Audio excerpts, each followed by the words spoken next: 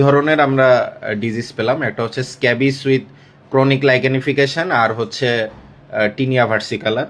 তো আমরা এই দুইটা ডিজিজ চর্মরোগের জন্য প্রাইমারি যে ট্রিটমেন্ট দরকার এই দুইটা ওষুধ আমরা দিয়ে দিব। পরবর্তীতে যদি রোগী ইমপ্রুভ না করে সেক্ষেত্রে অবশ্যই স্পেশালিস্টকে দেখাতে হবে।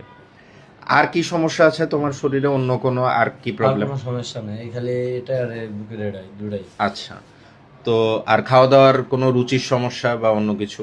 না।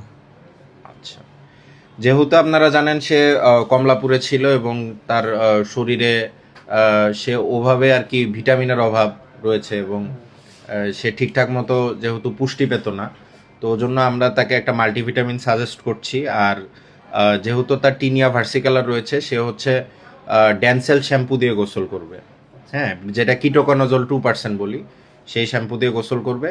আর শরীরের যে জায়গাগুলোতে তার চর্মরোগগুলো রয়েছে আমরা কিছু লোশন সাজেস্ট করেছি, সেগুলো সে ইউজ করবে। স্ক্যাবিসের জন্য যে লোশন আছে এবং ওর যে লাইকেনিফিকেশন হয়ে গেছে এজন্য যে ক্রিম আছে সেগুলো আমরা সাজেস্ট করেছি ওকে।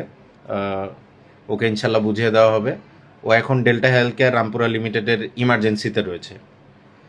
আর আমরা ওকে কিছু বেসিক টেস্ট দিচ্ছি, যেহেতু ও এতদিন কোনো সেবা পায়নি, সেহেতু ওর শরীরের কিছু বেসিক টেস্টের দরকার। তুমি এখানে কার সাথে এসেছো?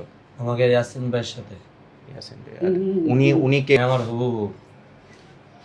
অবশ্যই। আচ্ছা, ঠিক আছে। আমি যে ওষুধগুলো সাজেস্ট করেছি এবং যেভাবে তোমাকে বলেছি ওভাবে ইউজ করলে আশা করি ভালো হয়ে যাবে। এরপরেও যদি ইমপ্রুভ না করে 14 থেকে 21 দিন পরে একজন স্পেশালিস্ট মানে চর্মরোগ বিশেষজ্ঞকে দেখাতে হবে। ঠিক আছে, ধন্যবাদ।